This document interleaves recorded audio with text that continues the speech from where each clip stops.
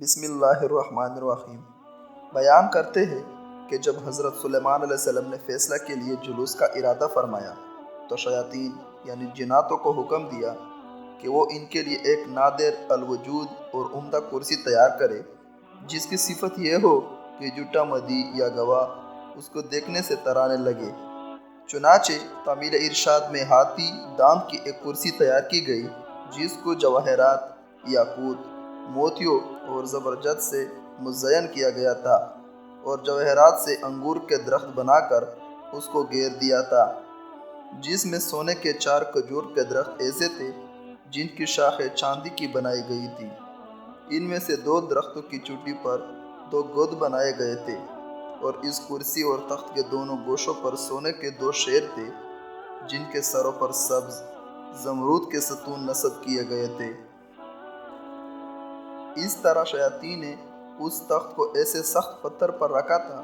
جسے نیچے سونے کا ایک شردہا بنا تھا جو اس تخت کو گھماتا تھا۔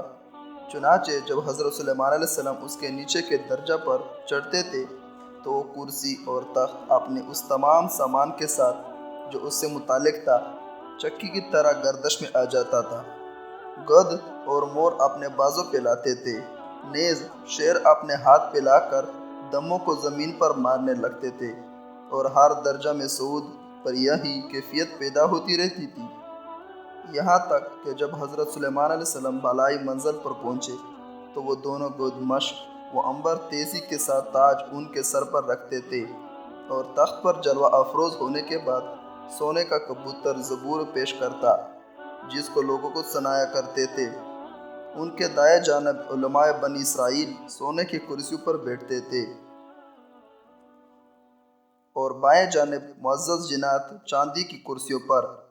اسی طرح حضرت سلیمان علیہ السلام فیصلہ کے لیے جلوس فرماتے تھے اور جب کسی معاملہ کی شہادت کے لیے گواہ آتے تو کرسی ماں اپنے سامان کے گردش میں آ جاتی تھی اور شیر، گدھ اور طاؤس اپنے مذکورہ کام میں مشغول ہو جاتے تھے۔ یہ دیکھ کر گواہوں پر ایک ایسی ہیبت طاری ہوتی اور سچ و حق کے سوا کوئی جھوٹی شہادت نہ دے سکتے تھے۔ بس جب حضرت سلیمان علیہ السلام کا انتقال ہوا تو اس کرسی کو شاہ بخت نصر نے اپنے قبضہ میں لے لیا، مگر جب اس نے اس پر چڑھنے کا ارادہ کیا تو ایک شیر نے اپنے دائیں ہاتھ سے بادشاہ کی پنڈی اور قدم پر ایک ایسی چاپ ماری جس کے باعث وہ کرسی پر چڑھ نہ سکا اور ایسی ضرب کے کرب و بے چینی میں مبتلا ہو کر مر گیا، اور وہ کرسی شہر انطاکیہ روم و شام کے دارالسلطنت میں باقی رہی، یہاں تک کہ اہل انطاکیہ سے کراس بن صدارت نے جنگ کی اور خلیفہ نے بخت نصر کو شکست دی۔ اس کے بعد کرسی بیت المقدس کی طرف لائی گئی اور کوئی بادشاہ اس کرسی کے چڑھنے پر قادر نہ ہو سکا۔ پھر اس کو صحرا بیت المقدس کے پیچھے رکھا گیا، جس کے بعد آج تک اس کی کوئی خبر یا اثر معلوم نہ ہو سکا کہ کہاں گئی اور کیا ہوا۔ اس سے حاصل یہ ہوتا ہے اس حقائق سے حضرت سلیمان علیہ السلام کی کرسی کی وسعت و ہیبت و دبدبہ اور انصاف کا پتہ چلتا ہے، اور اللہ کی ذات اور قدرت پر ایمان مضبوط ہوتا ہے کہ اس کی مخلوق میں اس قدر رب و دبدبہ ہے